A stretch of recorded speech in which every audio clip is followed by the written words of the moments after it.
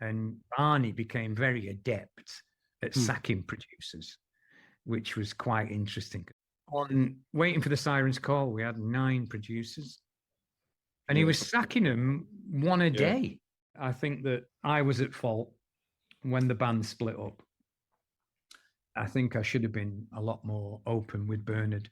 London Records was so anarchic. Oh, okay, Oh right, my God, man, they were off their heads. Off their heads. Barney and I started off so much in love at this LP. Second honeymoon, we were all over each other. It was like, get a room. She used to work in a diner. Never saw a woman look finer. Yeah. And we went, no, we don't want anyone doing a cover version of our songs. And they said, we'll give you 20 grand. And we went, she can do it.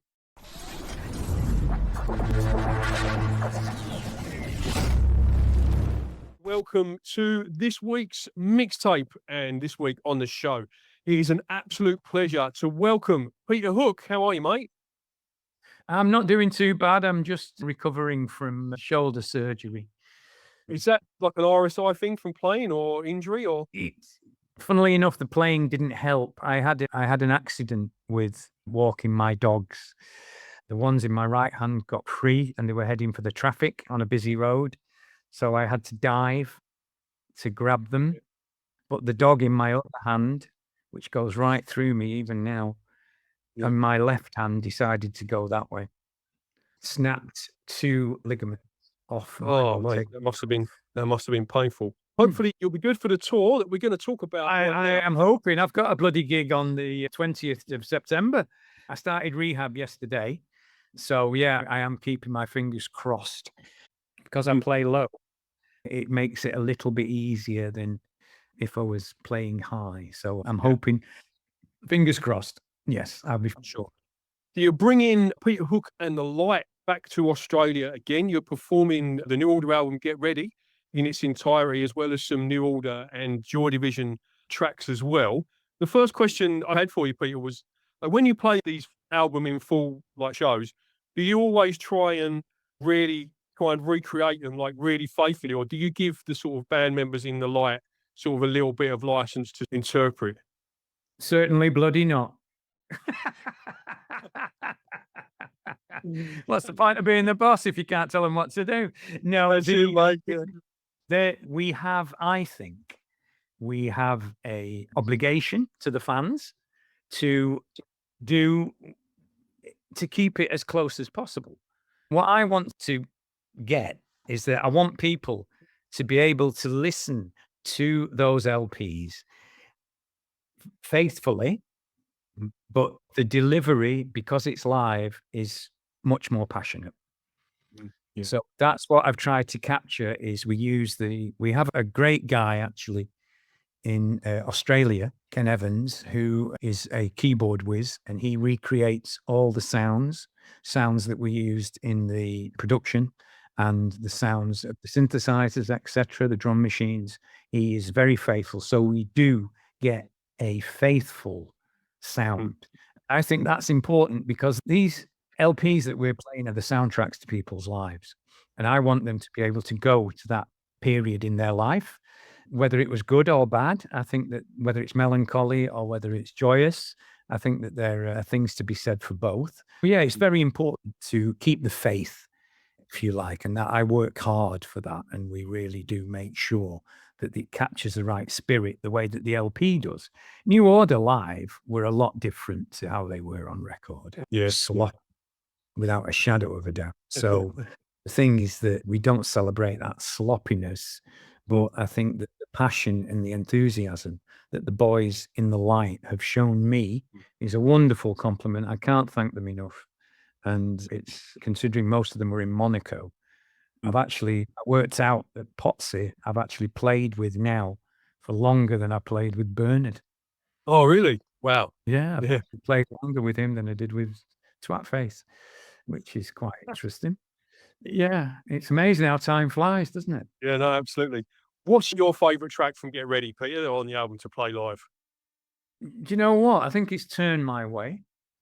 I love the bass guitar and I love the layering on Turn My Way. Steve Osborne, as a producer, was very easy to work with.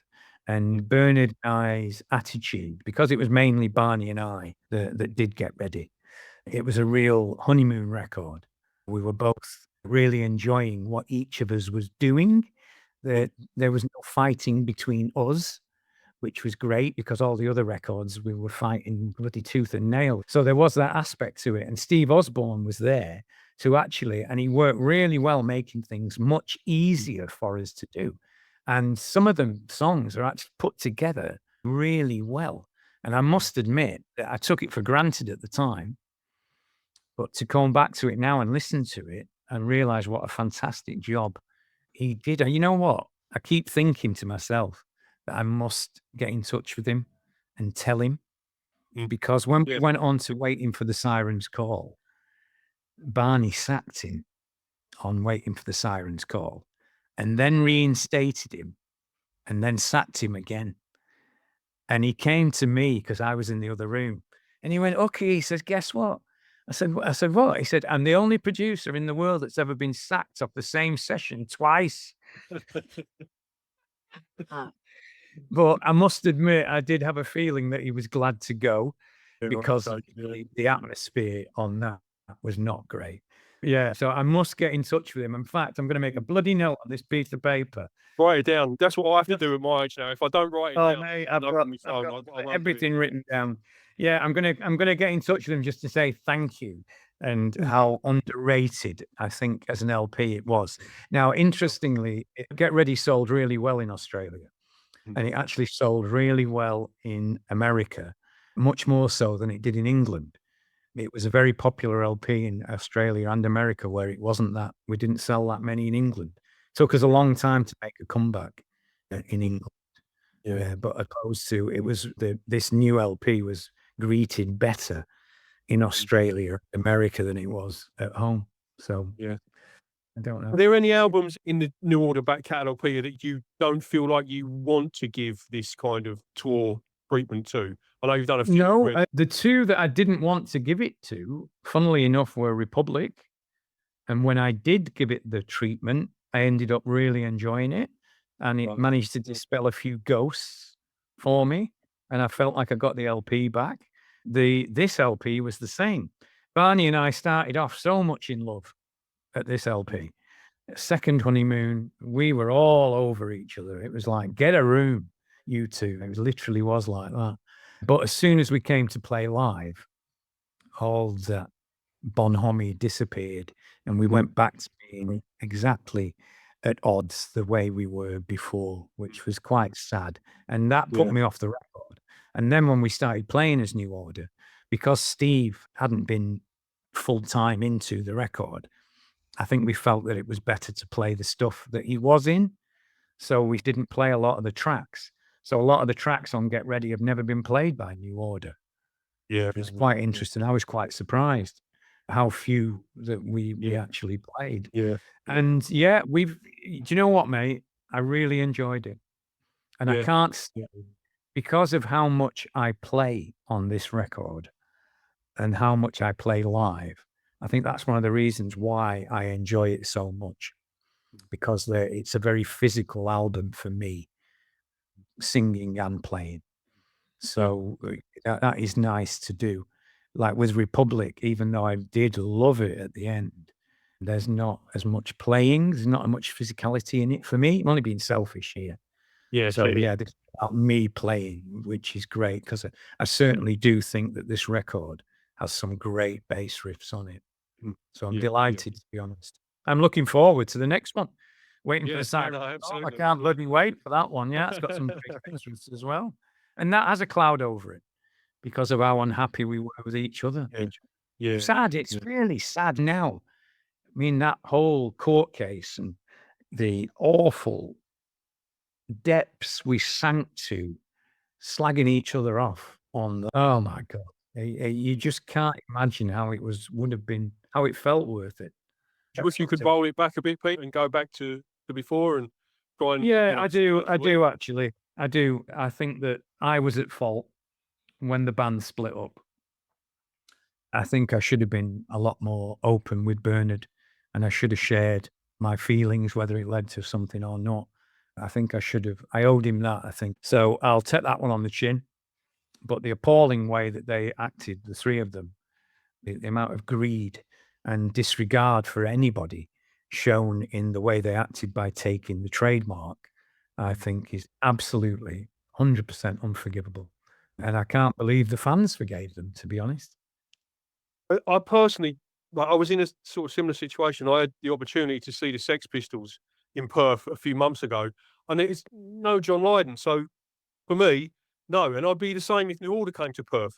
You're not just a bass player, Peter. You're so integral to the sound of that band. Like it just wouldn't be the same. Do you know what I mean? Couldn't see myself ever doing it. Do you know, it's quite funny though, isn't it? Because I remember being we're doing a few gigs in Germany, and this kid was driving us around. And this kid was talking, and he said to me, he said, yes, he said, my favorite band were this German band. He said, and they got together with a different lead singer. And I loved them so much, I had to go and see them, very plain speak. Mm. And when I got there, I did not like it. And I will not be going back. He said, oh. And I said, were you a Joy Division fan? And he said, yes, I am a Joy Division fan. And I said, what do you think about me singing the things then? He said, in your case, I will be going back. It's a lovely compliment. What a nice thing to say. I was like, oh, thank God for that, because it would have been a very uncomfortable drive if we'd have said, and I will not be coming back. It's like, that was close. Phew. But yeah, I'm in a different position to you are. And over the years, because of what the Sex Pistols did for me, I've got to know Glenn Matlock very well. Every time I see him, I always go, it's your fucking fault, this is all your fault, mate. I could have had a nice life without this. And I know Steve Jones. I've done his show a few times, and I finally got to meet Paul Cook, who was a lovely man. And I know Johnny Rotten very well. He's a character, to say the bloody least. So the thing is that if I did get the opportunity to see the Sex Pistols, I would be going. It wouldn't be the same. And for someone like me, who owes everything to all four of them, I mean, we just did a festival here in England called Rebellion, which is a massive punk festival in Blackpool. 15,000 punks all over the world, they all congregate. And every time we play it, we've played it a few times, it always makes me think, I think, God, you know what? None of these people would be here apart from the Sex Pistols. I wouldn't, they wouldn't. All these Mohicans would not exist without the Sex Pistols. And so I said to the band, I said, you know what? We should play Anarchy. We'll play Anarchy. Right? And they were all going, oh, no, I don't think that's a good idea. I was going, fuck it. We're going to play Anarchy. And he talked me out of it too many times. So anyway, we get there. And my manager, about a week before we were due to play, he said, Hooky, he said, you're playing Anarchy, I believe. And I said, yeah. He said, you know who's on after you, don't you? And I went, no, who's on? He went, Public Image. And I went, oh, fucking hell. Oh, no. Oh, man. So then it was a massive debate about, do we tell him? Do we ask him? Do we just black it? And I thought, fucking hell, knowing how curmudgeonly he is, if you asked him to play a Sex Pistol song, would he want to sing on it? I thought, knowing him, he'd just go, no, fuck off. And I thought, oh my God, no, I am not missing this opportunity. So anyway, we go along to the gig, right? We get to the gig, and I'm feeling very prickly because I know I'm going to see him somewhere. And lo and behold, as I walked through the front fucking door, I went straight into him. Johnny, okay, nice to see you and all this. And like that, I felt like a naughty schoolboy harboring this secret. And I thought, oh, fucking no, man, I can't tell him. So anyway, we went on. We came on, we finished Love Will Tear Us Apart, and then we went into Anarchy, and the fucking crowd went berserk. They went berserk. Now, because I'd already checked out Pill by now, and I knew that they weren't playing any Pistol songs. So, oh man, it went down a fucking storm. Even all Pill's roadies ran out and down on the side of the stage and all this. Like, it was fucking great. And I said, this is a love song. I said, because I love what this man did for me. And this song is my song of love to you, Johnny. Anyway, so then I felt like a proper naughty schoolboy. So I'm walking around. Manager says to me, he said, "Hooky, are you going for a cigarette?" And I went, "Yeah, just grab me fags." So I grab me fags, walk out, walk in the corridor. Who do I walk? Slap bang into. Oh man, it was like being a kid again in front of the school math. And I went, "Hiya," and he went, and I went, "Mate, honestly, take it in the manner to which he was intended. I love you. I love you." He was just going like that. And then his manager came and grabbed him. I was like, "Oh my fucking God." But yeah, but I'm glad I got to did it because the sentiment is that none of us would have fucking been there without him, without Glenn Fox. In answer to your question, I would have gone and seen. 24-Hour Party People is one of them movies I've watched so many times, and that scene, the Manchester Free Trade Hall with the Pistols gig, where there's you, the Buzzcocks. Do you know what I mean? And that's sparked so much creativity. Oh yeah, so good. And that movie in general was just like it's one of my favorite movies of all time. The one scene that I love the most is when Tony and Rob are talking about the meeting with London Records, and Tony says something like, "Oh, it's what's wrong with London Records?" Rob goes, "Fucking name for a start." Yes, London Records. Absolutely love that. That's brilliant. One of the best bits there. And when He had the same attitude to London as he did to Manchester United. Funnily enough, Rob, he hated this. He hated it. He had a great time when he got there. I'll tell you that. He did not like this, and he hated everything London Record Company stood for. Sure. But it was quite ironic, wasn't it? We started with Factory and ended up with London Records, and London Records was so anarchic. It made Factory like a bunch of schoolgirls. Really? To be honest. Oh, okay. Oh my God, man, they were off their heads. Off their heads. Honestly, we paled into insignificance. They were nuts. Okay. There was one point when we were mixing Republic, and one of the guys at London Record who was very suitably refreshed, shall we say. Him and the president of the record label, he was the head of A&R. And he said, "You know what? It'd be great on this record. It'd be a lion roaring." And he said, "We'll go to London Zoo and hire a lion."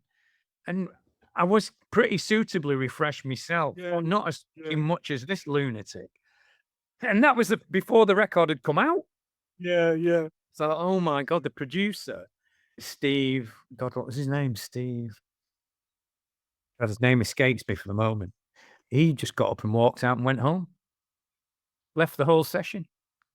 Right. Yeah. Just chopping them out on the back. They were like that long. Like that long.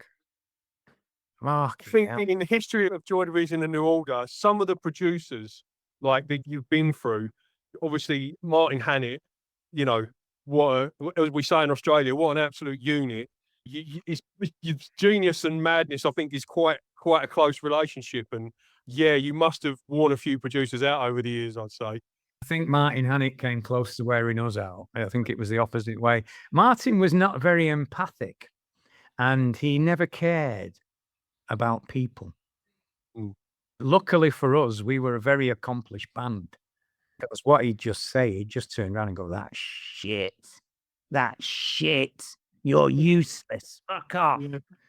And I think many older bands probably would have smacked him. We were like, "Oh," we were a bit overawed by him.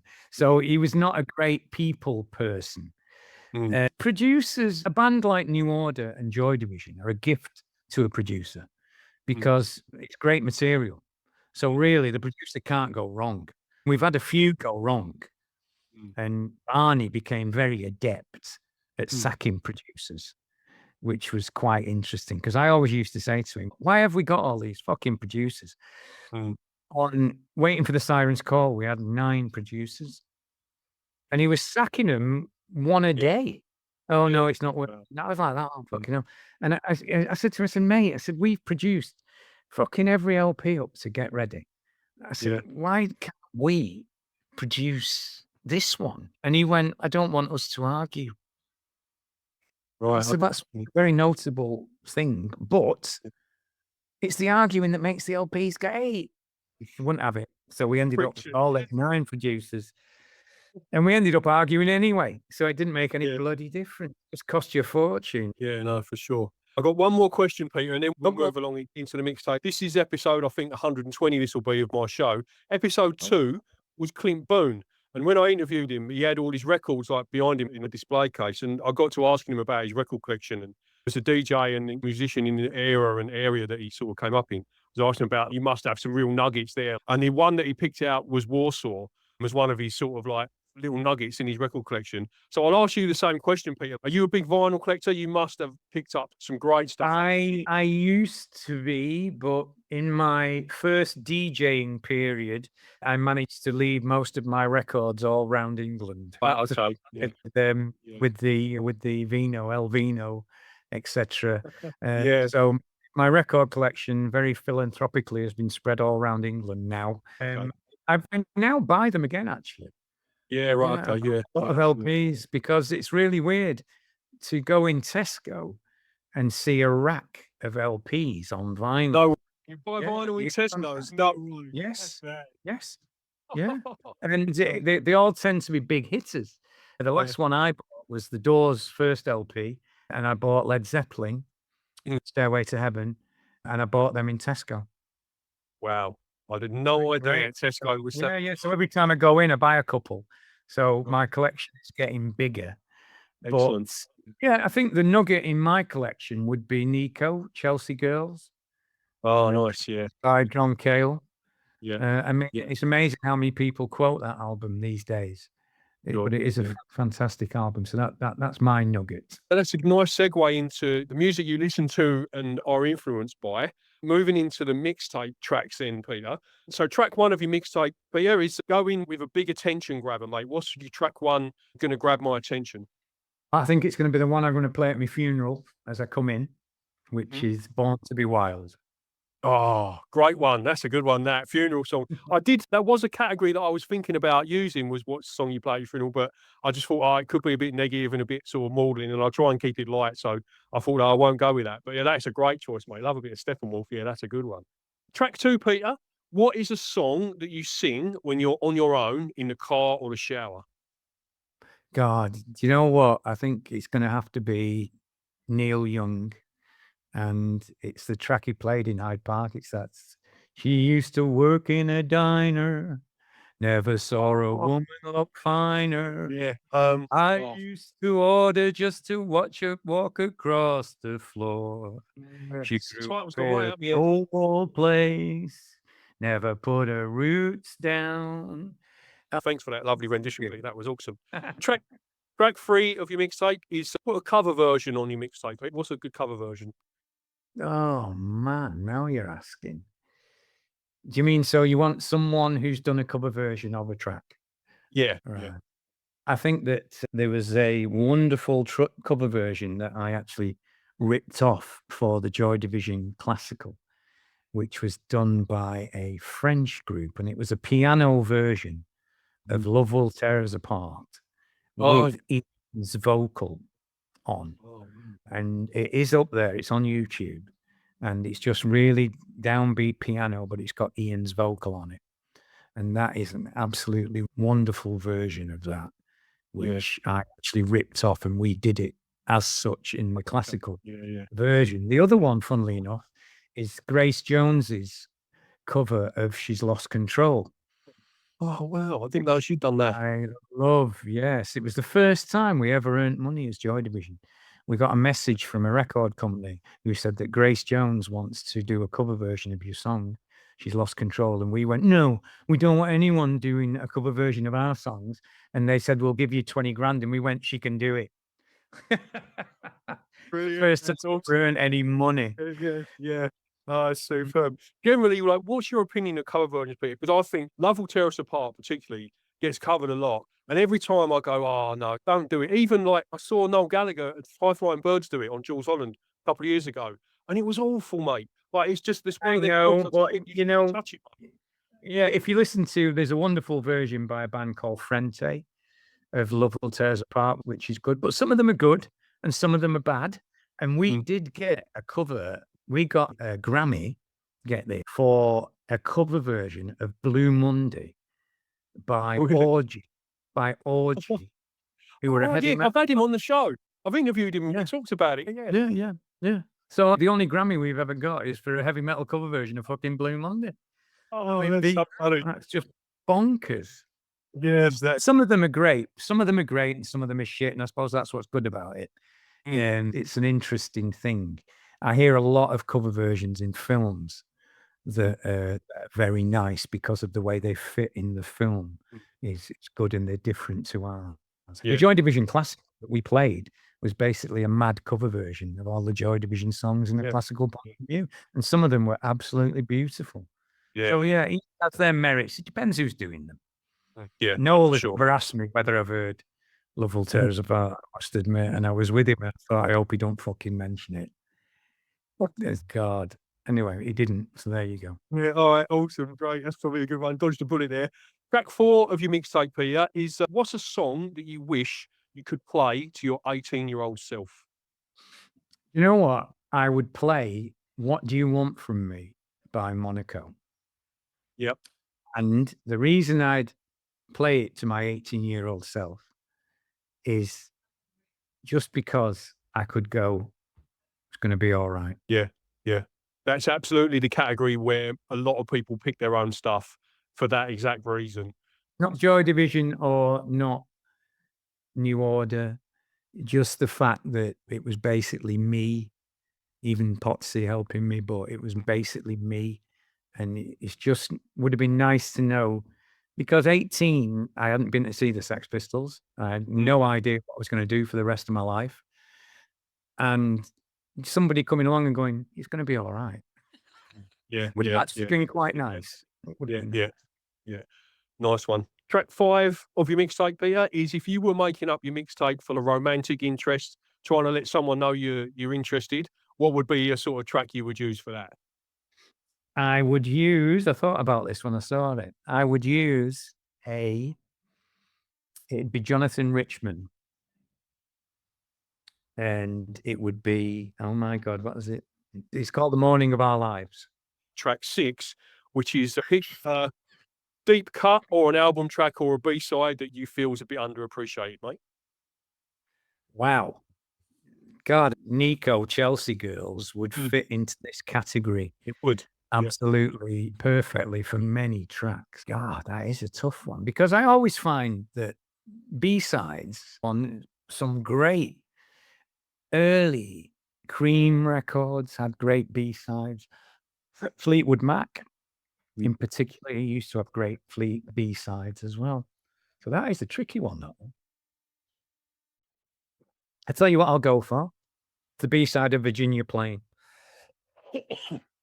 It's a instrumental, and it's a really fantastic track. Okay. So it's one of the first B-sides that actually stuck out to me. So it's the B-side of Virginia Plain. Okay, I'll dig that one out, mate, for sure. A lot of saxophone on it. It's a great track. It's very Ennio Morricone. Okay, awesome. Sounds amazing. That's why I love that. I love that category because I've got 6 Spotify playlists, one for each track choice. And every time someone picks a track, I put it on the playlist. And the track 6 playlist is all these like out there deep cuts, B-sides and stuff like that. It's an amazing place. I love getting to that one. It is metropolistouring.com or peterhookandthelight.live for tickets and information for the Get Ready Australian tour. Just quickly, Peter, have you got any plans late after the back end of this tour? What you got coming up after that? We will just be playing our merry little heads off. Yeah, just the same as ever.